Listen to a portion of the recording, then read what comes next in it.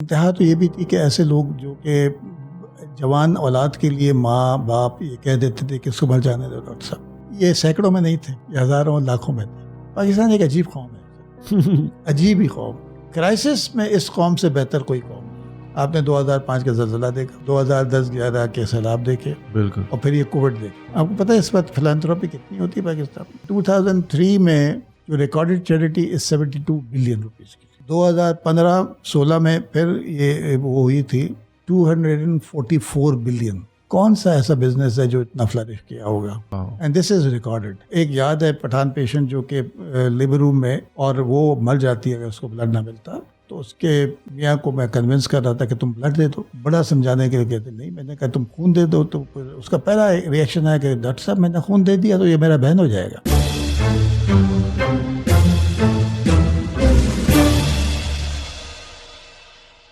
अस्सलाम वालेकुम, आप सबको रमज़ान मुबारक और उम्मीद करता हूँ आप सबके रोज़े खैर खैरियत से जा रहे होंगे। रमज़ान एक बाबरकत महीना है, मिरेकल्स और मौजज़ों से भरपूर। कुरान भी इख्तिताम पजीर इसी महीने हुआ था, और हम अपनी आम जिंदगी में भी बहुत सारे मौजज़ात के बारे में सुन रहे होते, लेकिन एक बहुत बड़ा मौजज़ा, एक बहुत बड़ा मिरेकल कराची जैसे शहर में मौजूद है। और पाकिस्तान जैसा मुल्क जहाँ पे वैसे ही सेहत से रिलेटेड अगर किसी का कोई कंसर्न रेज हो जाए तो उसकी ज़िंदगी भर की जमा पूंजी उसके हाथ से निकल जाती है। अनफॉर्चुनेटली हमारे मुल्क का हेल्थ केयर सिस्टम जिस तरह है, किसी से ढकी छुपी बात नहीं। लेकिन इस सारे सिचुएशन के बावजूद एक ऐसा हॉस्पिटल कराची में मौजूद है जो कि पेपरलेस और कैशलेस है। जी हाँ, एक बहुत बड़ा इदारा जिसके अस्पताल में कैश काउंटर ही नहीं है, बंदा ढूंढता ही रहे पैसे किसको देने। वो कहते हैं अस्सलाम वालेकुम, बहुत शुक्रिया आप इलाज कराने आए, अपना ख्याल रखिएगा। लाखों लोग सेहत याब हुए उस अस्पताल से जिसका नाम है इंडस हॉस्पिटल, कोरंगी में मौजूद है। और डॉक्टर अब्दुल बारी खान उसके CEO और फाउंडर हैं जो आज मेरे साथ मौजूद है। अस्सलाम वालेकुम डॉक्टर साहब, कैसे हैं? वालेकुम अस्सलाम जी, आप कैसे? डॉक्टर साहब, पाकिस्तान जैसे मुल्क में और कराची जैसे शहर में इतना बड़ा इदारा चलाना, और जहां कोई कैश काउंटर नहीं हो, मेरे जहन में नहीं आ रहा आपने कहीं छुपाया हुआ है कैश काउंटर। ये आप अकेले नहीं हैं, ऐसे बहुत हैं। और अभी तक बहुत सारे लोगों को यकीन नहीं आता कि ये पेपरलेस है और कैशलेस है, और वो समझते हैं। और शुरू में जब शुरू किया था तो जो इनफ्लो मरीज़ों का बहुत कम था। और जब मैंने पूछा कि क्यों ऐसा है कि फ्री हॉस्पिटल है, कैशलेस है, तो यहाँ पर एक जम्मे गफ़ीर होना चाहिए। तो कुछ इंटरव्यूज़ किए तो कुछ लोगों ने कहा कि जी जब हम बाहर खड़े हुए तो एक इतना अच्छा अस्पताल, हम तो खौफ से वहाँ से निकल गए कि पता नहीं हमारी तो ये जो चबड़ी उधेड़ देंगे, ये तो हमारी जेबें खाली कर देंगे। लेकिन जब वो वहाँ आए तो एक खुशगवार हैरत हुई उनको, और उनको फिर यकीन आया। और फिर वर्ड ऑफ माउथ से ये जब बात फैली, फिर उसके बाद वो आउट ऑफ कंट्रोल होती चली गई। अब इतना रश है कि अब हम एक्सपेंशन की तरफ जाने का सोच रहे हैं। माशाल्लाह, एक्सपेंशन की तरफ आएंगे, लेकिन सबसे पहले आप मुझे ये बताएं कि इस अस्पताल की बुनियाद रखने के पीछे क्या वजूहात थी और आपकी मोटिवेशन क्या थी? देखिए, इसकी बुनियाद जो है, जैसे आपने ख़ुद भी जिक्र किया कि जो हेल्थ केयर के हालात पाकिस्तान के हैं, अनफॉर्चुनेटली हम नंबर पहले 2-3 में हैं नीचे से। ठीक है ना? चाहे वो मैटरनल मॉर्टेलिटी हो, चाइल्ड इन्फेंट मॉर्टेलिटी हो, चाइल्ड स्टैंडिंग ग्रोथ हो, डायबिटीज़ जिस तरीके से फैल रहा है, मतलब हर चीज़ में जिसमें फ़ख्र नहीं होना चाहिए हमको, वो है। और मैं डाउ मेडिकल कॉलेज से मेरी तालीम है, और डाउ मेडिकल कॉलेज के साथ सिविल हॉस्पिटल होता था, जहाँ पर, क्योंकि मैं उस ज़माने की बात कर रहा हूँ which is way back in 1979, जब बहुत ही हालात मखदूश थे इन अस्पतालों के। अब बेहतरी थोड़ी आई है, लेकिन वो जो हालात उस वक्त के थे, और वहाँ पर गरीब तरीन लोग आते थे। वो सिर्फ कराची नहीं, कैशमेंट एरिया कराची नहीं होता था, पूरे मुल्क से, इंटीरियर सिंध से, बलूचिस्तान पूरा यहाँ आता था, सदर्न पंजाब से आते थे, KBK से लोग आ जाते थे। और हर मरीज़ एक कहानी लेकर आता था, क्योंकि यहाँ बिस्तर और डॉक्टर तो मिल जाता था, लेकिन दवाइयाँ जो बेसिक मिल जाती, बाकी वो एक ऑपरेशन के लिए जाते तो एक लंबी लिस्ट थमा दी जाती थी जो हज़ारों रुपए की होती थी। तो हर मरीज़ कोई कहानी लेकर आता था, कोई अपनी बकरी बेच के आता था, कोई अपनी भैंस बेच के आता था, और कोई अपना घर बेच के आता था, और पूरा कुंबा आ जाता था। बाहर फुटपाथ पे लेटे होते थे, और मरीज़ अंदर है, बाकी बाहर है। और इंतहा तो ये भी थी कि ऐसे लोग जो कि जवान औलाद के लिए माँ बाप ये कह देते थे कि इसको मर जाने दो डॉक्टर साहब। ये सैकड़ों में नहीं थे, ये हज़ारों लाखों में थे, क्योंकि वो अफोर्ड नहीं कर सकते थे। और उनको ये होता था कि ये मर जाए ना तो घर पे जो 5-6 हैं वो बच जाएंगे, क्योंकि सब कुछ लुटा देंगे इसके ऊपर। तो ये ऐसी मैं नहीं समझता था कि इस किस्म के हालात में कोई भी जिसके अंदर थोड़ी भी हिस्स हो और वो जो है ना कुछ ना करे। तो 1979 में जब मैं जिस मेडिकल कॉलेज में दाखिल हुआ था, तो डा मेडिकल कॉलेज के 3 स्टूडेंट्स जो कि फाइनल ईयर के थे, उन्होंने एक पेशेंट्स वेलफेयर एसोसिएशन बनाई जहाँ गरीब मरीजों के लिए दवाइयाँ देते थे, ब्लड का अरेंज करते थे। मैंने 1980 में इसको ज्वाइन किया था एज अ वॉलंटियर। और उस वक्त तक जैसे मैंने कहा ब्लड जो सोर्स होता था, वॉलंटियरिज्म था नहीं, सारे प्रोफेशनल डोनर्स होते थे जो ड्रग एडिक्ट्स होते थे, सिविल हॉस्पिटल के बाहर लेटे होते थे। वो हीरोइन चाहिए, हाँ, वो ब्लड अपना बेचा कर रखते थे हीरोइन के लिए। अल्लाह। तो वो एक सेहतमंद आदमी जो है ना 3 माह में दे सकता है, ये जो है ना हर हफ्ते में 1 दफ़ा नहीं 2 दफ़ा भी अपना ब्लड बेचा करते थे। इनके ब्लड में ब्लड के अलावा सब कुछ होता था, हेपेटाइटिस है, HIV है, मलेरिया है, सिफिलिस है, जो आज हम बोल रहे हैं। इस वक्त नॉर्मल हेल्दी पॉपुलेशन में 10% हेपेटाइटिस B-O-C है। बिल्कुल। आप जब जाते हैं किसी वजह से अपना टेस्ट कराने के लिए तो आपको एक शॉक मिलता है कि आप हेपेटाइटिस पॉजिटिव हैं। ये अब कहाँ से लगा? या तो डेंटिस्ट से लगाते हैं या फिर हम खुद लगाते हैं, जहाँ पर जो क्लिनिक्स हैं जिससे जहाँ पर स्टरलाइजेशन नहीं होती, आपके जो बाबर्स लगाते हैं। तो ये स्ट्राइक पे चले गए 81 में अपने पैसे बढ़ाने के लिए। ओह। अब यही सोच थी, इसमें सैकड़ों लोग मरे, हज़ारों, क्योंकि कोई सोर्स नहीं था। But that was a blessing in disguise. हमने पूरी कोशिश की, हमने कहा ये तो नहीं हो सकता ना, होस्टेज तो नहीं हो सकते। कल कला को फिर दोबारा चलेगा, आज बढ़ा भी दिया, फिर कहेंगे तो फिर क्या करेंगे। तो हम अपना ब्लड बैंक बनाते हैं। और फिर सिविल हॉस्पिटल में पहला ब्लड बैंक 1982 में बना, और मेरी खुशकिस्मती कि मैं उसका प्रोजेक्ट डायरेक्टर था। माशाल्लाह। तो वहाँ से हमने ब्लड बैंक शुरू किया। और जो मुझे याद है कि लोगों को कन्विंस करना कि ब्लड तो एक अजाब था। जिस दिन रोज़ एक यूनिट चला गया तो बड़ी बात होती थी, जिस दिन 2 जाते थे हम पार्टी करते थे कि आज 2 चले गए। आज वही ब्लड बैंक डा मेडिकल कॉलेज के स्टूडेंट चलाते हैं, 275 यूनिट पर डे जाते हैं। प्रोफेशनल डोजर्स ख़त्म हो गए। अब लोगों को कन्विंस करने के लिए मैं सोच उस ज़माने में, क्योंकि हम लोग रातों को भी ख़ासतौर पर नेगेटिव ब्लड के जो पता होता था, एक तो रात को 3-3 बजे जाके हमने घरों से ब्लड ड्रॉ करके लिया था मरीजों के लिए। और मुझे एक याद है पठान पेशेंट जो कि लेबर रूम में ब्लीड कर रही थी और वो मर जाती है अगर उसको ब्लड ना मिलता, तो उसके मियाँ को मैं कन्विंस कर रहा था कि तुम ब्लड दे दो। बड़ा समझाने के लिए कहते नहीं। मैंने कहा तुम खून दे दो, तो उसका पहला रिएक्शन है कि डॉक्टर साहब मैंने खून दे दिया तो ये मेरा बहन हो जाएगा। मैंने कहा ऐसे बहन नहीं होता है। तो आगे समझाया कि मैं इसको लेके जा रहा था, तो रास्ते में उसका बाप मिल गया। उसने उसको जब कहाँ जा रहे हो, उसने कहा मैं खून देने जा रहा हूँ। अब उसका भाव बढ़ गया। उसने कहा तुमने अगर खून दिया तो मैं दीवार पर सर मार के अपने आप को मार लूँगा, तुमने खून नहीं देना। तो अब मैं उसके बाप को समझा रहा हूँ कि बाबा तुम्हारी बहू मर जाएगी, कहते मर जाने दो, दूसरी आ जाएगी। वाह। अब इन हालात से लेकिन परसिस्टेंस थी तो यहाँ पहुँचे। तो असल जो ख्वाब जो देखा गया इंडस हॉस्पिटल का, वो 1987 में देखा गया। 1986 में कराची में बॉम्ब ब्लास्ट हुआ था बोरी बाजार के। बिल्कुल, मैं उस वक्त वहीं मौजूद था और वो मेरी ज़िंदगी का बड़ा ट्रॉमेटिक एक्सपीरियंस। बिल्कुल, आपने वो तारों पे इंसानी अज्जा बिल्कुल हमें तो खैर छुपा दिया था, ये मेरे मामू देख कर आए थे। बिल्कुल मोची गली में ही हम रहते थे और बाटा के बाहर ये हुआ था। बिल्कुल बिल्कुल। तो सोचे कितनी आवाज़ आई होगी, कितना करीब है वहाँ। मतलब सारा आपके घर के शीशे टूटे होंगे। बिल्कुल डेफिनेटली। तो मुझे उसमें सैकड़ों जख्मी हुए थे, हज़ारों जख्मी हुए, सैकड़ों मरे थे। उस वक्त हालात सिविल हॉस्पिटल की कैजुअलिटी बहुत बुरे हालात थे इमरजेंसी के। और मैंने हाउस जॉब शुरू किया था और मुझे याद है कि डेड बॉडीज़ में से ज़ख्मियों को निकालना और उनको फर्श पे ट्रीट किया था। लेकिन उसमें एक पॉजिटिव चीज़ भी आई। वो ये थी कि सिविल हॉस्पिटल की इमरजेंसी के बाहर मीलों लंबी लाइन थी लोगों की जो ब्लड डोनेट करने के लिए लाइन में लगे हुए थे। क्या बात है। उसके अलावा बहुत सारे लोग अब थैलों में पैसे लेके लाखों रुपए लेके बैठे होते कि आपको क्या चाहिए, दवाई कौन सी चाहिए, ड्रिप्स कितनी चाहिए। वो देख के हुआ उस प्रोसेस से, उस क्राइसिस से निकले हम लोग। उसी जैसे आप वहाँ रह रहे थे, वहाँ पर एक फोटोग्राफर था, उसने उस पूरे वाक़ये की तस्वीर ले ली थी।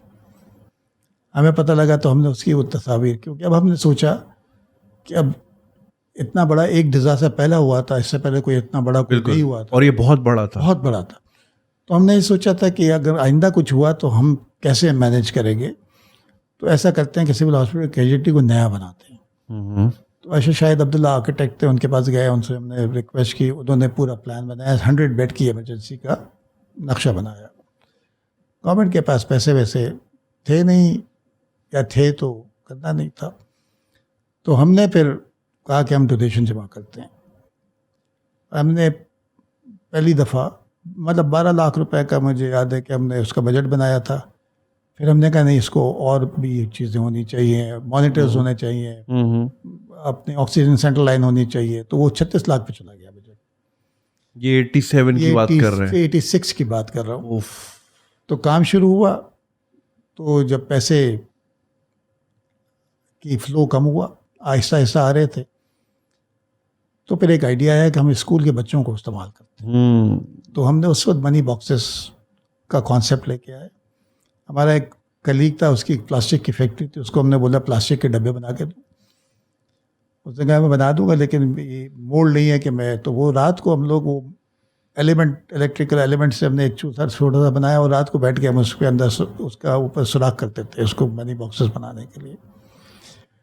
और फिर स्कूलों में जाके हम वही स्लाइड्स बनाई उसी फोटोग्राफ से, और उस ज़माने वो कैरासोल स्लाइड्स का शो करते थे स्टूडेंट्स। वो तो ऐसी हौलनाक थी कि बच्चे तो, और वो बच्चों को मनी बॉक्सेस देते थे, और वो फिर हमने सिलसिला शुरू किया। अच्छा, 12 लाख तकरीबन होने वाले थे, उसके बाद पैसे नहीं आ रहे थे या हम जमा कर चुके थे। तो मेरे एक साथी डॉक्टर जफर जैदी मेरे साथ थे। वो एक दफ़ा मैं हॉस्पिटल से निकल रहा था कॉलेज से, कि मुझे सिंध सेक्रेटरी जाना था। तो वो अपनी गाड़ी में निकले, कहते कहाँ जा रहे हो? मैं तो पैरों पे था। तो कहने लगा, मैंने कहा सेक्रेटरी कहता है अच्छा तुमको छोड़ देता हूँ। तो रास्ते में पूछा क्यों जा रहे हो? मैंने कहा वहाँ मुझे पता लगा कुछ फंड पड़ा हुआ है किसी चीज़ का, तो वो लेने के लिए। तो मैंने कहा चलो मेरे साथ। तो बातचीत हुई, तो मैंने फिर उसको, वो भी फिर शामिल हो गया साथ। तो उस दिन जो मैं गाड़ी में बैठा उसके, तो आज तक नहीं उतरा है उस गाड़ी में। तो वो मेरे साथ आज तक भी इस पूरे उस सफ़र में रहे। तो वो बड़ा परेशान था, कहते यार बारी बहुत हो गया, 12 लाख तो अब जब पहले बनाया था बेसिक मॉडल खड़ा कर दें ताकि शुरू हो जाए। तो मैं उसको तसल्ली दे रहा, मैंने कहा यार जफर कुछ हो जाएगा, अलामिया कुछ कर देगा, तुम फिक्र नहीं करो यार। तो एक दिन बहुत ही फ्रस्ट्रेशन में, क्या नहीं बस मेरा भी एग्ज़ाम नज़दीक आ गया, मैं जा रहा हूँ, जिसको है इसको कल अगले 10-15 दिन में हैंड ओवर करते हैं और निकल जाते हैं। तो अभी हम बात कर रहे थे, तो एक स्कूल से फ़ोन आ गया, प्रिंसिपल का, बड़ी घबराई हुई थी। तो कहने लगी कि जी मुझे कुछ सपोर्ट वॉलंटियर्स चाहिए, मुझे वो मनी बॉक्सेस अब वापस आए हैं, वो पैसे ऐसे कलेक्ट मतलब गिनने हैं। तो हम लोग फ़ौरन बैठे, 2-4 लड़के अपने वॉलंटियर्स लिए, हम पहुंच गए वहाँ पर। वहाँ पहुँचे तो वहाँ पर वो डब्बे शब्बे खोल के बैठे हो, तो एक टेबल के ऊपर पैसे अपन को गिनना शुरू किया।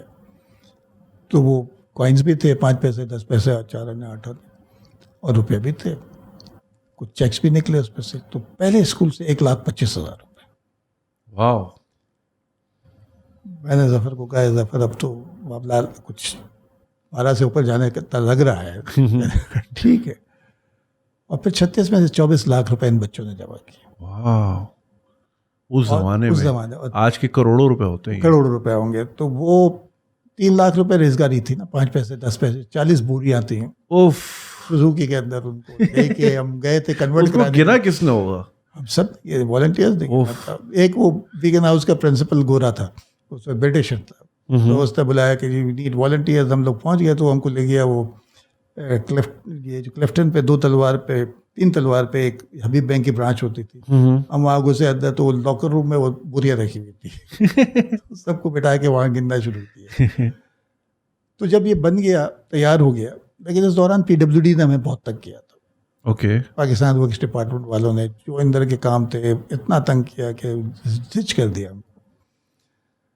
तो इनाग्रेशन से एक रात पहले जब बोर्ड लग रहा था तो मैंने अपने साथियों, जफ़र थे आर्किटेक्ट के साथी थे, डॉक्टर ये अपने अदनान अजहर प्रोजेक्ट मैनेजर थे, तारिक कैसर उस वक्त जॉब करा करते थे शाहिद अब्दुल्ला के साथ। तो मैंने उनसे कहा अल्लाह ने मौका दिया ना तो एक दिन एक अस्पताल बनाएंगे जो क्वालिटी केयर करेगा और फ्री ऑफ कॉस्ट होगा और ब्यूरोक्रेसी नहीं होगी। That was 1987। तो बस वहाँ से सिलसिला शुरू हुआ। तो ख्वाब उस वक्त देखा गया था। वाह। तो असल में हम तो समझते हैं ना ख्वाब हम सोते में देखते हैं। ख्वाब तो वो होते हैं ना जो आपको सोने नहीं जो आपके देते। सोने ना दे। तो बस वहाँ से फिर हम डिस्पर्स हो गए। कुछ लोग मेरे लोग, कोई अमेरिका चला गया, कोई यूके चला गया। आप भी चले जाते खल्ली वल्ली अच्छी सी, आप प्रैक्टिस करते, लेक हाउस में रहते, एंजॉय करते, कहाँ आप फंस गए? हाँ, ये आपके दोस्तों ने बोला तो होगा। देखिए हर एक की ख्वाहिश थी और एक अच्छा स्टूडेंट भी था, अपने मेरिट पे होता था। लेकिन मेरे वालिद साहब को पैराप्लीजिया था और जो मैं हूँ आज उन्हीं की वजह से हूँ। माशाल्लाह। ये तरबियत की वजह से। वो एक ताजुद्दुज़ार इंसान थे। उनकी एक आदत थी कि वो दुआ बाआवाज़ करा करते थे। अच्छा। अपने बहन भाई, उनके बच्चों और अपने बच्चों के लिए नाम लेकर हर एक के लिए कोई दुआ। मेरे लिए सारी ज़िंदगी एक ही दुआ थी कि बारी को खिदमत खल्क के जज्बे के साथ डॉक्टर बनाना। क्या बात है, माशाल्लाह। इसके अलावा कोई ना शोहरत के लिए, ना इज़्ज़त के लिए, ना पैसे के लिए। और उन्हें फील करते थे कि बेटा जो है ना डेफिनेटली फील करता होगा, इसकी भी ख्वाहिश होगी कि बाहर जाए। और मुझे कहा करते थे कि बारी तुमको पाकिस्तान में इतना मिलेगा जितना तुम्हारे दोस्तों को नहीं मिलेगा। क्या बात है। तो वो बस उनको हम ताजुद के लिए उठाते थे। मैं उनके पास ही सोता था क्योंकि उनको उठाया, फिर वॉशरूम ले गए, उनको तैयार कराया, वज़ू करके उनको जो नमाज़ पे बिठाया, वो नमाज़ पढ़ते थे, हम सो जाते थे। लेकिन कान में उनकी आवाज़ें आती रहती थी। और फिर बात यह है कि वो अल्लाह ने उनकी दुआ कबूल करनी थी तो अल्लाह ने दिल में डाला नहीं। और मैं आज समझता हूँ कि मैंने कुछ भी मिस नहीं किया, सब कुछ मिल गया। मतलब ये है कि जो आप दुनिया में कहीं भी जाना चाहते हैं, मैं वहाँ गया हूँ। तो इतना सफ़र हुआ है कि जी अब लोग परेशान होते हैं कि आप इतना सफ़र कैसे करते हैं। आपको देखिए खाने के लिए वो 3 वक्त का खाना, रात को सोना, हमको 7 वक्त 8 वक्त का खाना मिलता है ना। शादियों में जाते हैं, आपको 5-5 शादियों की दावतें मिलती हैं, तो आप कितना खा सकते हैं। बिल्कुल। आपके बच्चे अच्छी पोजीशन में पहुंच जाएं, पढ़ लिख लें, ताबेदार हों, सही रास्ते पे हों और खुद सेटल हो जाएं, यही इन्हीं के लिए करता है ना। वो सब कुछ मिल गया है। और जो इज़्ज़त है उसकी कोई मतलब कभी भी उसकी कोई कमी नहीं है। अल्लाह का शुक्र है, कहीं भी जाएं तो लोग पहचानते भी हैं, लोग इज़्ज़त भी करते हैं। बिल्कुल। बाज़ दफ़ा तो आदमी वो इस तरह जाते हैं कि आदमी को शर्मिंदगी होने लगती है कि हमारी वो हैसियत नहीं है। बिल्कुल। वहाँ पर पहुँचाते हैं अल्लाह ने। डॉक्टर साहब ये बताइए कि ठीक है, आपने ये तो ज़रूर सोचा कि एक इदारा बनाना है, अस्पताल बनाना है, तो उसमें ये बहुत बड़ा रिस्क नहीं था कि बिल्कुल ही फ्री करना है? क्योंकि जाहिर है आप इस पेशे से ऑलरेडी मुंसलिक थे, आप अंडरस्टैंड करते हैं कि अब जैसे सिविल अस्पताल हो गया, जिना अस्पताल हो गया, इस पे गवर्नमेंट अच्छा खासा खर्चा करती है तब जाके लोगों को रिलीफ मिलता है। तो आपको लगा नहीं कि जहाँ एक इमरजेंसी कैजुअल्टी बनाने में ही जो है आपको इतना प्रेशर फील करना पड़ा, वो 36 लाख रुपए रेस करना एक बहुत बड़ा कंसर्न था, तो उसके बाद आपने इतना बड़ा स्टेप ले लिया? बिल्कुल। लेकिन ये एक सफ़र था। उसके दौरान आपके अंदर एक कॉन्फिडेंस डेवलप होता गया। देखिए मैं आपको बताऊं कि जी हमारे पास उस ज़माने में डोनेशन कितनी आती थी हमारे पास, 100 रुपये, 500 रुपये, 1000 रुपये। मेरे ख्याल में एक साहब हमारे पास, हमारी एनुअल जनरल बॉडी होती थी PWD की, तो एक साहब आए, उन्होंने कहा मैं जब तक मैं जिंदा हूँ हर महीने 1000 रुपये दूंगा। तो वो एक यार बहुत बड़ा पैसा आ गया। सही। मुझे याद है कि आगा हसन आब्दी, बिल्कुल, BCCI के, जी जी, तो वो उनका फिलैंथ्रोपिक में बड़ा नाम था।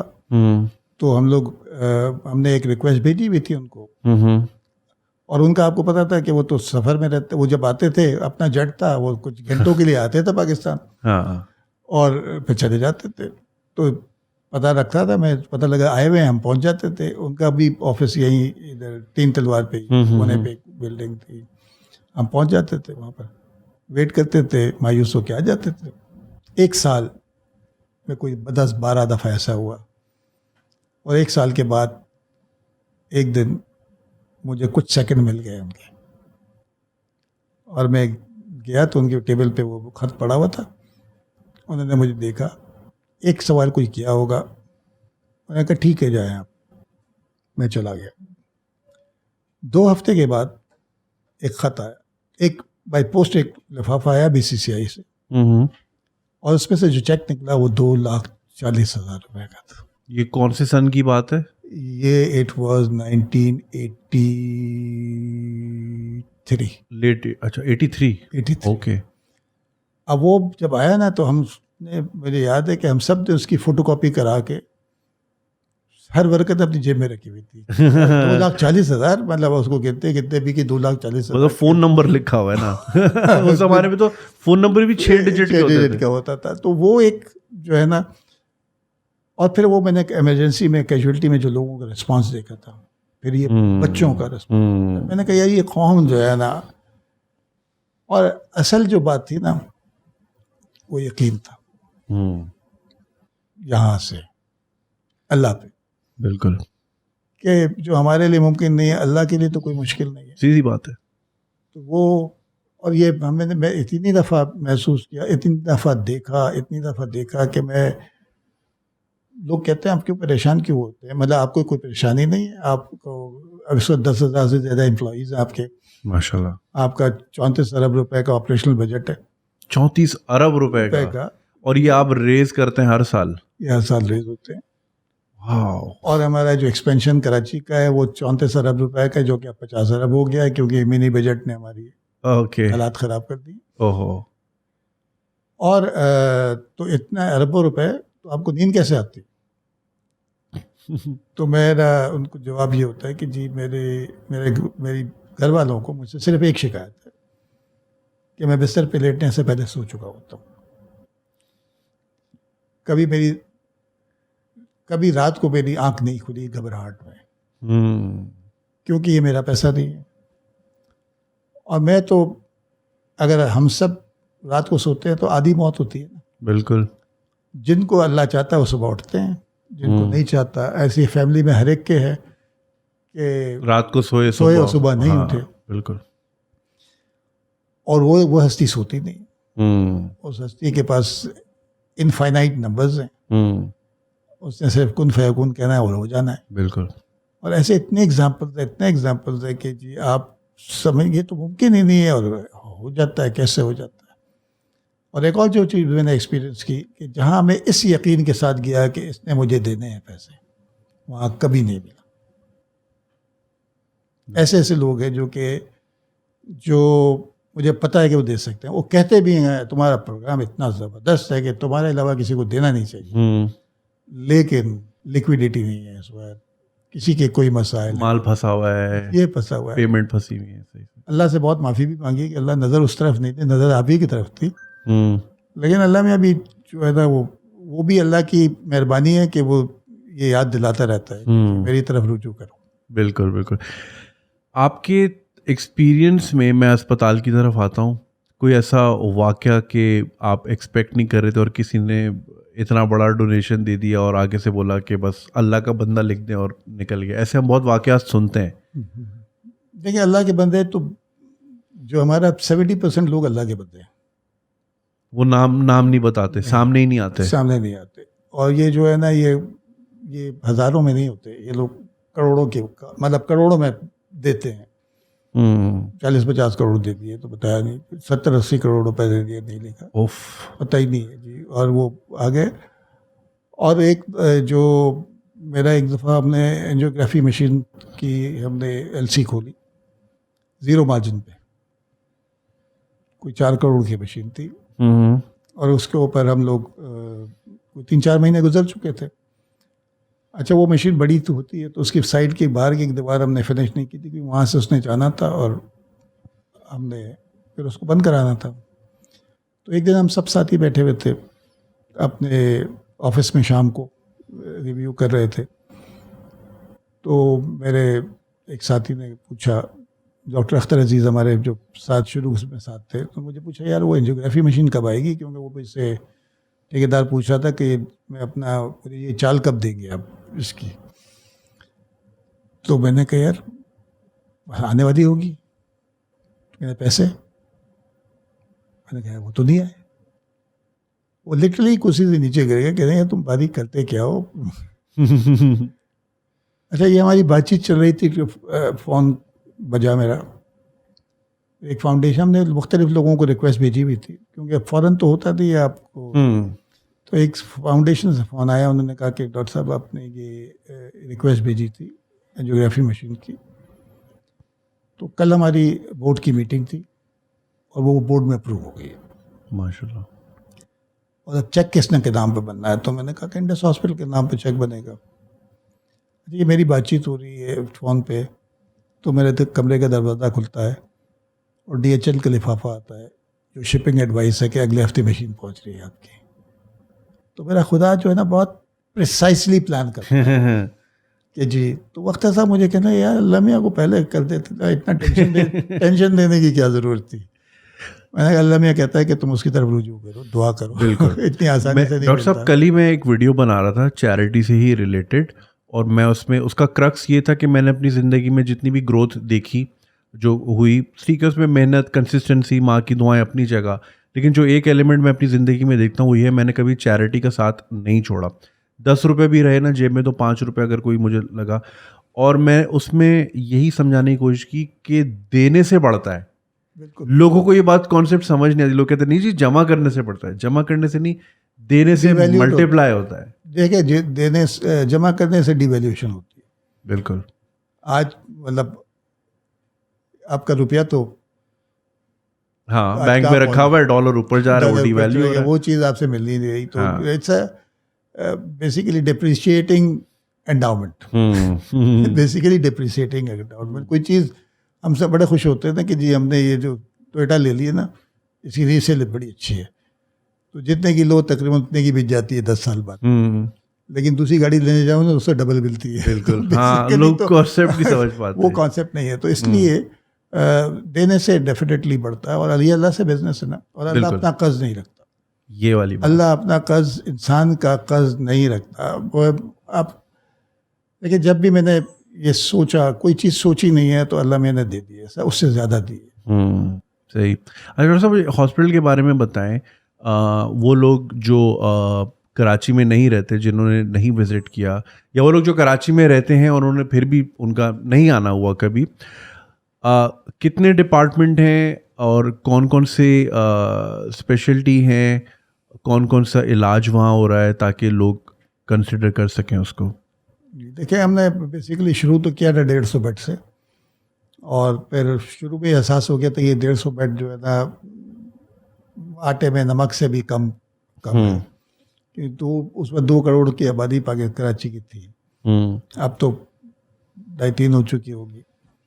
और हमारा कैचमेंट एरिया कराची नहीं है, कुरंगी नहीं है, पूरा कराची नहीं है, पूरा इंटीरियर ऑफ पंजाब है, सिंध है, बलूचिस्तान है, अफ़गानिस्तान से मरीज़ आते हैं, अफ़गानिस्तान से भी मरीज़ आते हैं। तो मतलब जिसको जहाँ पर पता लग गया तो वो वहाँ पहुँच जाता है। तो हमारी तमाम स्पेशलिटीज़ वहाँ पर हैं, सिवाय अभी न्यूरो नहीं है, हमारा न्यूरो नहीं है, और हमारा बड़ों का कैंसर का सेटअप नहीं है। सही। बाकी तकरीबन तमाम चीज़ें हैं मौजूद, और ये भी इंशाल्लाह जब हम एक्सपेंशन में होगा तो वो भी आ जाएगा। और हमारा एक मेन जो जिसको आप कहते हैं चाइल्डहुड कैंसर का, बच्चों के कैंसर का सबसे बड़ा यूनिट है पूरे पाकिस्तान का, इसमें तकरीबन, और सालाना तकरीबन 1000 से 1200 नए बच्चे आते हैं। 10,000 12,000 से मरीज़ ज़्यादा ट्रीट हो चुके हैं। बच्चों का कैंसर, अच्छी बात यह है कि अर्ली स्टेज पे आ जाए तो ये तकरीबन 70% ट्रीटेबल है, बट इज एडल्ट कैंसर के। सही। और ये सब चीज़ें होती है और महंगा भी होता है। तो मतलब मुझे ये सिनारियो समझने की हेल्प कीजिए कि अगर एक पेशेंट है, किसी को कैंसर है या हार्ट की प्रॉब्लम है, वो बस सीधा आए और वो इंक्वायर करे कि बेड है कि नहीं है, अगर बेड है तो एडमिट कर देखिए, लिया हमारा जाएगा। बड़ा सिंपल सा तरीका है। दो इनपुट कहाँ से हो सकता है? इनपुट एक होता है हमारा फैमिली मेडिसिन पे, जो नया मरीज आता है ना, वो हमारा फैमिली मेडिसिन क्लिनिक में जाता है, सही। क्योंकि असल में कुछ जो तकलीफ लेके आता है उसको पता ही नहीं होता है कि क्या चीज़ है। तो बिल्कुल। हमारी लोग, और हमारे तकरीबन 70% मरीज वहीं से सेटल हो जाते हैं। मतलब छोटी मोटी चीज़ होती है, कोई बड़ी चीज़ नहीं, वहीं सेटल हो गए। बाकी जो 30% होते हैं उनको वो लोग इन्वेस्टिगेट करके वो फिर बता देते हैं कि इसको आपको यूरोलॉजिस्ट को दिखाना है आपको, क्योंकि कमर का दर्द किडनी से भी हो सकता है, बिल्कुल। बैक पेन, ऑर्थोपेडिक्स भी हो सकता है। भी हो सकता है। तो वो उनको डायरेक्ट कर देते हैं। फिर ये पहली दफ़ा जो आता है ना, उसको एक वेटिंग लाइट होती है, क्योंकि एक डॉक्टर की कैपेसिटी है, जितने मरीज हम दिन में दे सकते हैं उतने देखते हैं। तो वो सुबह उसके लिए लाइन लग जाती है, उसका एक टोकन मिल जाता है, उसमें आ जाता है। ये फर्स्ट टाइम ऐसा होता है जिसको कार्ड बन गया, अब उसका एमआर नंबर बन गया। फिर उसके बाद अगर उसकी ज़रूरत है किसी कंसल्टेंट को दिखाने के लिए, तो उसको उसका अपॉइंटमेंट मिल जाता है। सही। वो 2 दिन बाद भी हो सकता है, 4 दिन बाद भी हो सकता है, और महीनों बाद भी हो सकता है। सही, क्योंकि रश बहुत है। रश बहुत है। एक सिर्फ लोगों को शिकायत यही है कि आपके पास टाइम बहुत लगता है। तो मेरा सवाल ये वो है ना, कहावत के एक अनाज 100 बीमार। ये एक अनाज 100 नहीं है, एक अनाज करोड़ बीमार है। तो ऐसा कोई अस्पताल है नहीं पूरे पाकिस्तान में जो कि मुकम्मल फ्री करता हो, और मतलब जिसको कहते हैं ना हकीकतन फ्री करता हो। कोई हिडन कॉस्ट नहीं है, कोई ऐसी चीज़ नहीं है। जैसे आपने कहा कि कैश काउंटर ही नहीं है। कुछ तो हम लोग जैसे है, कुछ लोगों को हम लोग सपोर्ट भी करते हैं इस सेंस में कि जी हमारे जो टीबी के पेशेंट्स हैं उनके लिए हम राशन भी सप्लाई करते हैं। अच्छा, टीबी के पेशेंट्स के लिए? हमारे कैंसर के बच्चे हैं उनके लिए हम, क्योंकि बहुत सारे लोग शहर से बाहर से आते हैं, अब वहाँ पर आपको कीमोथेरेपी लगनी है, उसकी पल्सेस होती हैं कि हफ्ते में 5 दिन कीमो लगेगी, फिर गैप आता है, तो वो कहाँ रहें। तो उसके लिए हमारा एक अपना एक जो गेस्ट हाउस बनाया हुआ है वहाँ पर, तो वहाँ भी रहते हैं। अगर वहाँ जगह मुकम्मल हो जाती है तो उनको हम कोई रेंट के लिए भी चीज़ें देते हैं, उनको आने जाने का किराया भी देते हैं, जिनको जो दूर से आए हैं उनके पास वो भी नहीं है, और फिर उनके पास उनको डाइट देते हैं। जैसे अब हमारे गायनी के अंदर जो उनको एक्स्ट्रा मील मिलता है, क्योंकि जो हमारी जो ख़वातीन है उनका एवरेज हीमोग्लोबिन 4-5 पे भी आता है, मतलब 2 हीमोग्लोबिन के साथ भी औरतें आती हैं। उफ, कितना डेंजरस है। डेंजरस है, तो कितने बुरे हालात में होते हैं। तो हम इसी तरह जैसे बच्चे कैंसर के बच्चे हैं उनके लिए साइको सोशल डिपार्टमेंट हमारा है, वो जिस तरीके से वो बच्चियाँ हमारी साइकोलॉजिस्ट जो है जिस तरीके से वो उनके साथ काम करते हैं, it's a treat to see, and it's an emotional seeing. आप मतलब आपके आंसू नहीं रुक सकेंगे जिस तरीके से वो लोग काम कर रहे होते हैं, क्योंकि वो हॉस्पिटल को चाइल्ड फ्रेंडली बना रहे होते हैं। बच्चों को एहसास ना हो कि वो बच्चा बीमार जो है ना, है। पहला है ना कि कैंसर एक बड़ा शौक है। कैंसर का लफ्ज इज मौत। बिल्कुल ऐसे ही है। ये आम आदमी के लिए कि बस कैंसर है, अपने इसने बचना नहीं है, तो वो सिर्फ बच्चा नहीं जाता है, उसके साथ माँ बाप भी जो है ना एक डिप्रेशन में जाते हैं। तो उनको सपोर्ट करना, उनको बताना, उनके साथ ले जाना, फिर उनके लिए ड्राइंग की बुक्स देना, पेंसिल देना। जो बच्चा जो आता है सुबह सुबह उसको पेंसिल, ताकि वो मसरूफ़ रहे।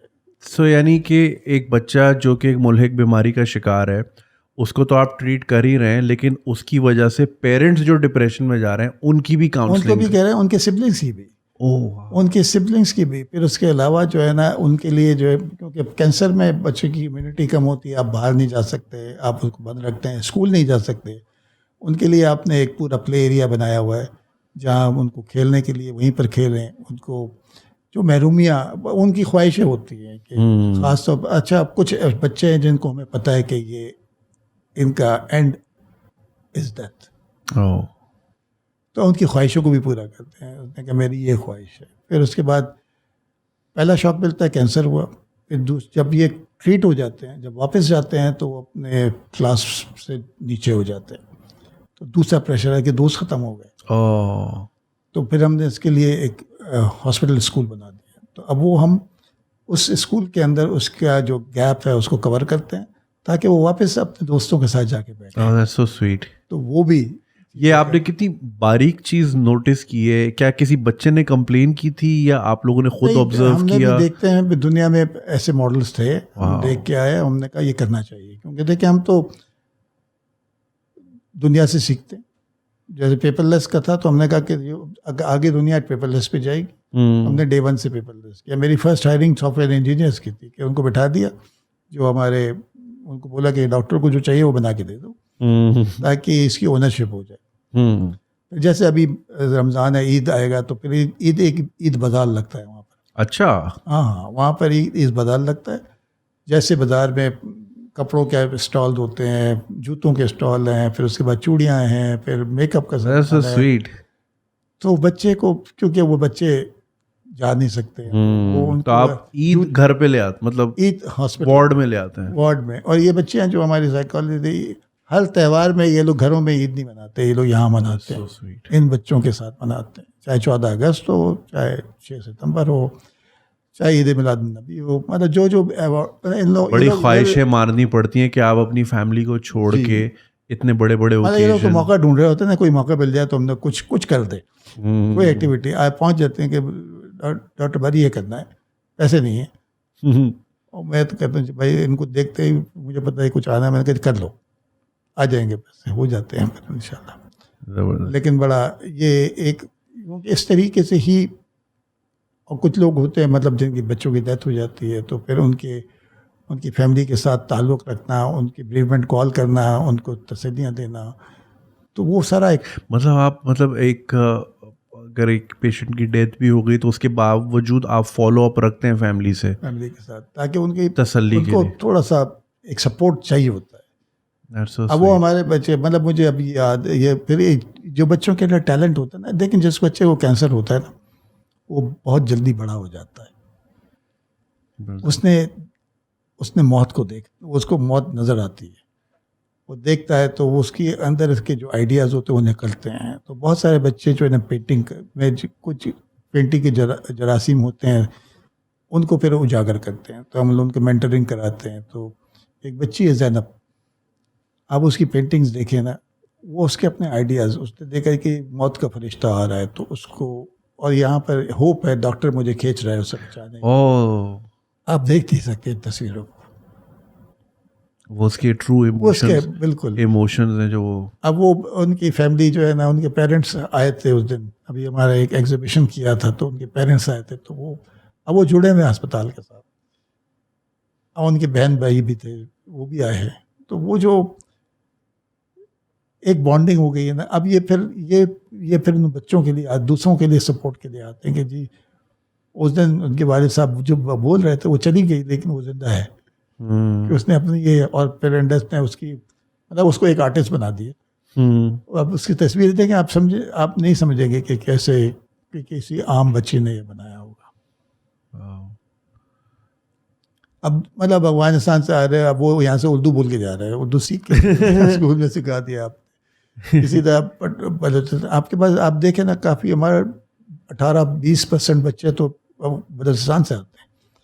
अब हमने अपना एक सेंटर वहाँ पर शेख ज़ैद हॉस्पिटल में बना दिया है, जहाँ पर क्योंकि बहुत सारी चीज़ें का वहीं से हो जाए ना, यहाँ आना ना पड़े। हाँ, दूर भी पड़ता है। अब कोशिश ये है, क्योंकि इंडस हॉस्पिटल अब एक हॉस्पिटल नहीं रहा, it's a hospital network now, माशाल्लाह। तो ना उसका ऑफिशियल नाम भी चेंज हो गया, इंडस नहीं है, it is Indus hospital and health network. That's very nice. क्योंकि हमारे अब कोई 13 हॉस्पिटल पूरे पाकिस्तान में है। That's very nice. और जब हम शुरू करें, लोग यही कहा करते, देखिए ये आपका काम नहीं है, ये हुकूमत का काम है, हेल्थ एजुकेशन हुकूमत का काम है। तो 2007 में पाकिस्तान को बने हुए 70 साल हो चुके, 60 साल हो चुके। तो इस ज़माने में बहुत सिविल सोसाइटी ने एजिटेशन भी किया, हड़तालें भी हुई, पथराव भी हुआ, लेकिन कुछ फ़र्क नहीं पड़ा। तो हमने सोचा था कि यार ये जो हमने करना है, तो लोग यही कहते थे, वो बताया आप क्यों कर रहे हैं? मैंने कहा हम इसलिए कर रहे हैं कि देखें अभी तक कुछ नहीं पड़ा। जब अल्लाह मियाँ के पास हमने पहुँचना है, तो अल्लाह मियाँ ने मुझसे हुकूमत के बारे में सवाल नहीं करना है। अल्लाह मियाँ ने पूछना है आपने क्या किया, आप अपना तो बताए। बिल्कुल, वो हम बता देंगे कि जी अल्लाह करे कि जी हम अब ये कह सकते हैं कि हमने अपनी तय कोशिश करके ये कर लिया। दूसरा ये था कि जी आपके जो वो हैं पॉलिसी मेकर आपसे बात करेगा, जब आप कोई मॉडल लाते हैं ना, तो विद इन 2-3 साल के अंदर गवर्नमेंट ने अप्रोच कर दिया हमसे कि जी आप हमारे हॉस्पिटल चलाएं। गवर्नमेंट उल्टा आपको कह रही है हमारा हॉस्पिटल चलाएं। क्या तो बात हमारे अब कोई, और ये एक मतलब इसमें देखेंगे चैलेंजेस इतने बड़े हैं ना, कोई एक सेक्टर नहीं कर सकता जब तक हम मिल के नहीं करें। जो आपने कोविड में देखा, है। बिल्कुल। कोविड में जिस तरीके से प्राइवेट पब्लिक हर एक जुड़ के, एनसीओसी, फिर तमाम सूबे, तमाम, तो पाकिस्तान की फतह इसी में थी। लेकिन पाकिस्तान ने जिस तरीके से पूरी दुनिया में आप देखे कितने लोग मर रहे थे और पाकिस्तान में क्या हालात थे, बहुत बड़ा मतलब ये अल्लाह miracle का था। करम था, बिल्कुल। मिरेकल था।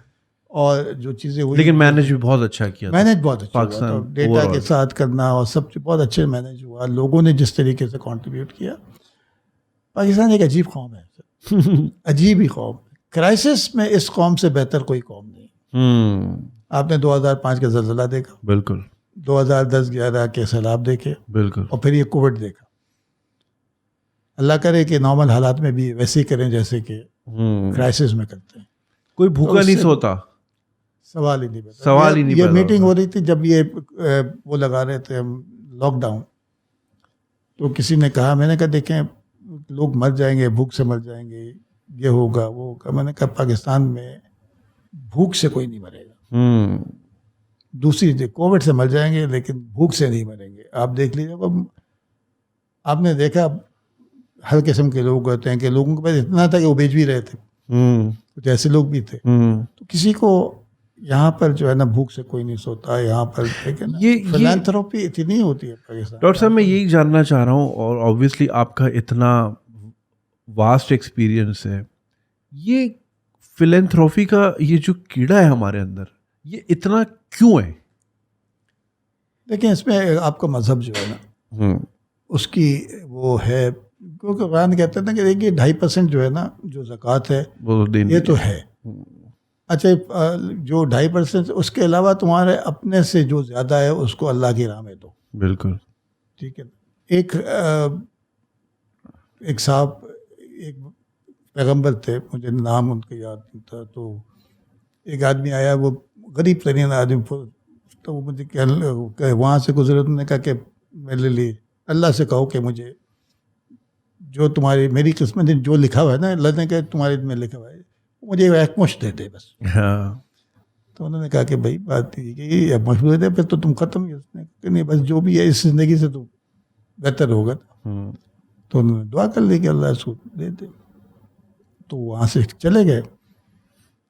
कुछ ऐसे बाद फिर गुजर हुआ तो बंदा तो मौजूद, उनका तो ये गया बस ख़त्म, अब तो सारा जिसका आ गया ये तो मारा जाएगा उसका ख़त्म। तो वहाँ उससे बहुत बेहतर था सब कुछ। तो पूछा माजरा क्या है? उन्होंने कहा जो मेरे पास अल्लाह भेजता था, जितना मेरा हुआ बाकी मैंने लोगों को दे दिया, वो फिर आ गया। तो अल्लाह से बोला ये क्या माजरा? अल्लाह ने कहा वो छोड़े तो मैं मैं उठाऊँ था वो अपना काउंटर ही पूरा नहीं करने दे रहा। ओह वाह।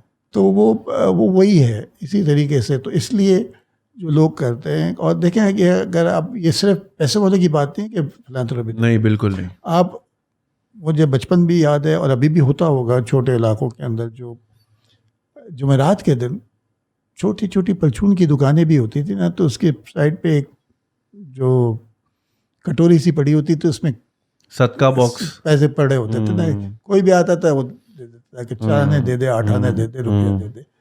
वो एक उसकी क्या इनकम है कुछ नहीं पता, लेकिन जुमेरात के जुमेरात वो ये ज़रूर करता है।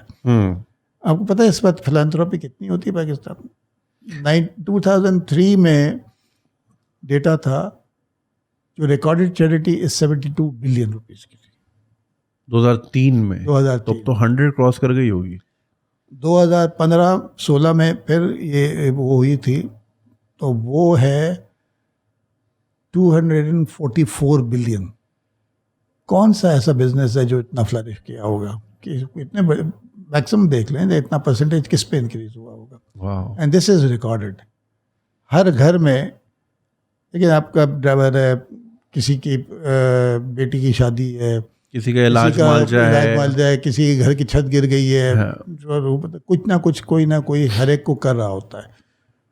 एक तो आप एम्प्लॉयमेंट भी दे रहे होते हैं, फिर उसके बाद उनकी ज़रूरियात भी पूरी होती है। हर बच्ची की शादी में कुछ ना कुछ आप दे रहे होते हैं। तो वो अगर आप मिला लें तो ये आज में किसी बात मैंने कहीं डिस्कशन हो रहा था कि कितनी ज़कात की, सिर्फ मैं ज़कात की बात कर रहा हूँ कि ज़कात अगर सही तरीके से दे दी जाए ना तो यहाँ पर कोई आदमी जैसा नहीं होगा जिसको ज़रूरत पड़े।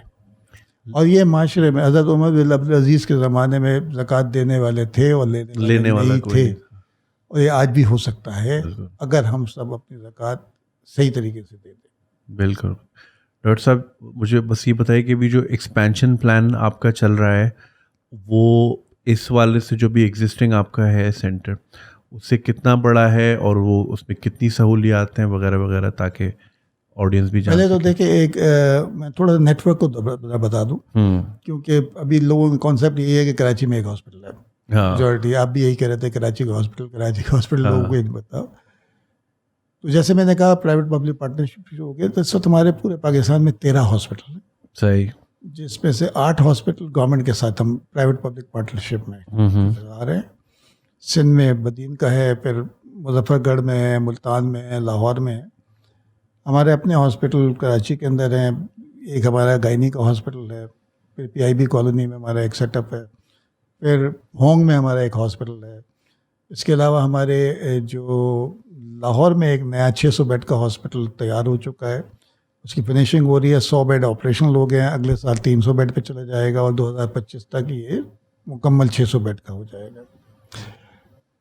इसके अलावा हमारे प्राइमरी हेल्थ के प्रोग्राम है पाकिस्तान में 51 डिस्ट्रिक्ट्स ऑफ पाकिस्तान में हमारी प्रेजेंस है, जिसमें public health and primary health के प्रोग्राम चल रहे हैं। हमारी कंटेनर क्लिनिक्स हैं, हमारी मोबाइल क्लिनिक्स हैं, हमारी बोट क्लिनिक है जो कि रिवर इंडस में सदर्न पंजाब में चलती है। वाह। ये वो इलाका है राजनपुर का जहाँ पर पहली दफ़ा डॉक्टरों की शक्ल लोगों ने देखी 75 साल बाद। ऐसे बहुत सारे इलाके अभी भी हैं जहाँ पर लोगों को एक्सेस नहीं है। और जैसे अभी हमारा टेलीमेडिसिन शुरू हुआ है गिलगित चतराल के अंदर, तो और भी हम आगे बढ़ा रहे हैं माशाल्लाह। फिर ये है कि जी कराची का हॉस्पिटल जो है हमारा कोई तकरीबन 1350 बेड पे हम मूव कर जाएंगे इंशाल्लाह। अभी 300 है, अगले साल दिसंबर तक 600 हो जाएगा, फिर हर साल बढ़ते जाएंगे। 27 तक हम 1350 बेड पे चले जाएंगे माशाल्लाह। दूसरा सस्टेनेबिलिटी के लिए लोग मुझसे यही कहते थे कि सस्टेन कैसे करेगा, जो कि 99.99% लोगों ने यही कहा था कि ये चल नहीं सकेगा। किसी ने 1 माह 6 माह साल दिए, आज अल्हम्दुलिल्लाह 15 साल ख़त्म हो जाएगा इंशाल्लाह अगस्त में। तो जैसे मैंने कहा 13 हॉस्पिटल, फिर सारे नेटवर्क में कोई तकरीबन 5 लाख मरीज़ माहाना ट्रीट होते हैं इस पूरे नेटवर्क के अंदर। तो जो बजट 10 करोड़ का पहले साल था, आज कोई 34 अरब रुपए का है। तो वो मैं पहला जब बजट मैंने प्रेजेंट किया तो मेरे बोर्ड ने कहा कि रेवेन्यू बजट क्या है। मैंने ये कैसा बजट होता है जिसमें रेवेन्यू नहीं है। मैंने कहा देखें, मैं हर साल पहली दफ़ा और आखिरी दफ़ा कह रहा हूँ कि मैं हर साल आपको टारगेट बजट दूंगा कि इस साल का टारगेट क्या है, और आज तक कभी भी हमने वो टारगेट मिस नहीं किया माशाल्लाह। अल्लाह ताला ने उससे ज़्यादा कराया माशाल्लाह। और फिर ये कराची का हॉस्पिटल जैसे मैंने कहा 13, तो हर चीज़ यहाँ होगी। तो लोग मुझसे, एक साहब ने मुझसे यही बहस कर रहे थे कि कैसे चलेगा, क्या होगा। तो मैंने उनसे पूछा आप इंडस को पैसे क्यों देते हैं?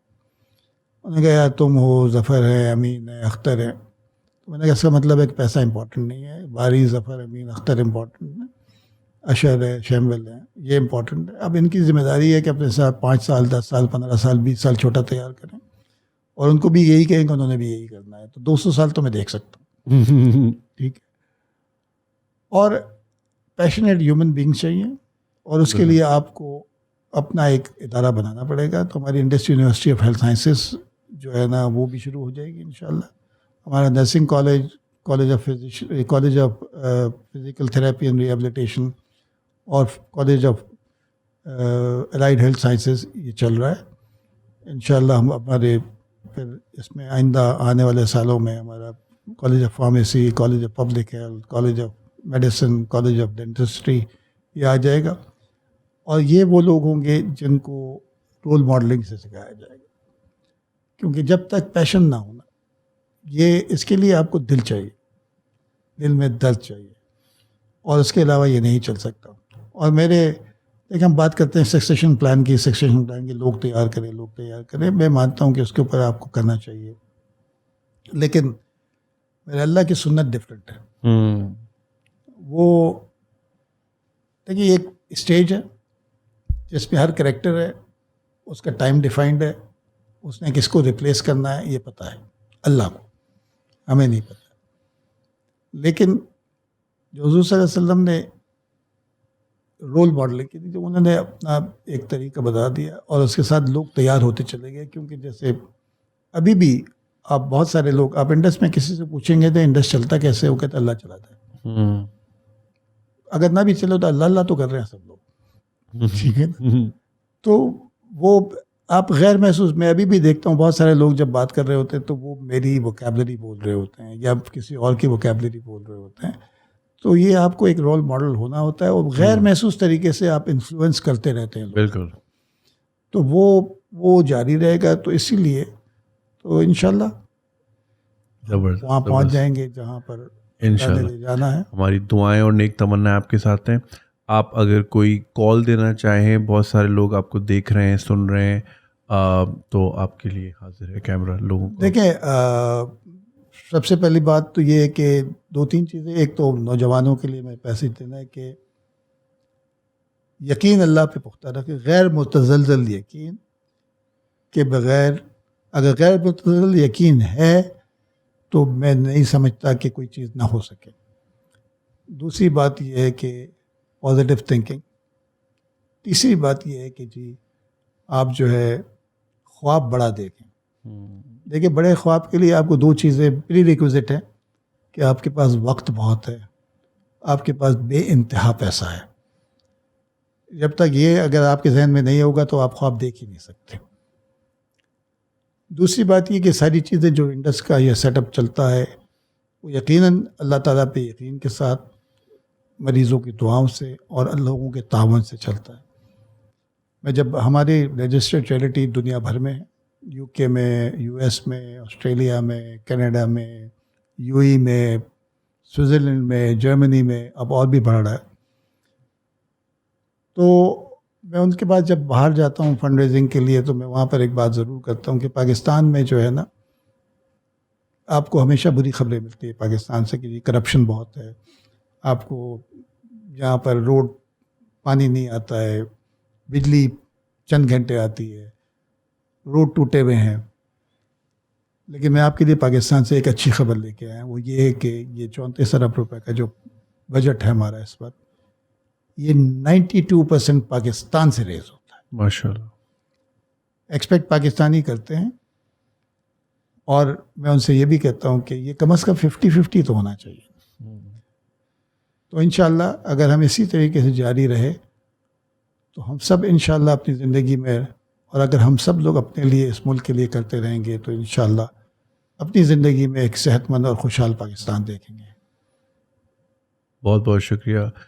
जैसा कि आपने सुना डॉक्टर बारी के ख़यालात और इंडस हॉस्पिटल की पूरी जर्नी, और लिंक दिए हुए हैं नीचे, टेलीफोन नंबर, सारी डिटेल्स मौजूद हैं। तो आप अपने ज़कात खैरात सदक़ात जो है इंडस हॉस्पिटल नेटवर्क की तरफ भेज सकते हैं और ज़रूर सपोर्ट कीजिएगा। इस बात का मैं भी गवाह हूँ, और I mean it goes without saying, जो कि इंडस हॉस्पिटल नेटवर्क की जो जर्नी रही है, and it's only going forward. और इन अ कंट्री लाइक पाकिस्तान ये मिरेकल से कम नहीं है, जहाँ पे पहले ही रिसोर्सेज की इतनी कमी है और आबादी आपके सामने है, हेल्थ केयर सिस्टम नापैद है, उसमें इन डॉक्टर बारी की जो काविशें हैं वो किसी मिरेकल से कम नहीं। तो प्लीज़ आप अपने तमाम डोनेशन, ज़कात खैरात सदक़ात जो है इंडस हॉस्पिटल नेटवर्क की तरफ भेजिएगा। और डॉक्टर बारी, आपका बहुत बहुत शुक्रिया। आपने बहुत ज़बरदस्त बातें की और बड़ी खुशी हुई। और एक वो बंदा लूज़ कर जाता है होप अक्सर, जिस तरह के हालात भी मुल्क के चल रहे हैं। तो जैसे कि हमना भी बता रही थी कि कभी डिप्रेशन हो तो डॉक्टर बारी के साथ बैठ जाया करो। तो मैं इतना इमोशनली चार्ज फील कर रहा हूँ, एंड आई एम श्योर आप लोग भी फील कर रहे होंगे। तो बहुत शुक्रिया सुनने का, और इंशाल्लाह आपसे बहुत जल्द दोबारा मुलाकात होगी। और एक बड़ी ज़बरदस्त अपडेट जैसे ही इंडस हॉस्पिटल का नया यूनिट तैयार होगा, मैं आपको इंशाल्लाह वहाँ से अपडेट दूंगा। अपना ख्याल रखिएगा। अस्सलाम वालेकुम।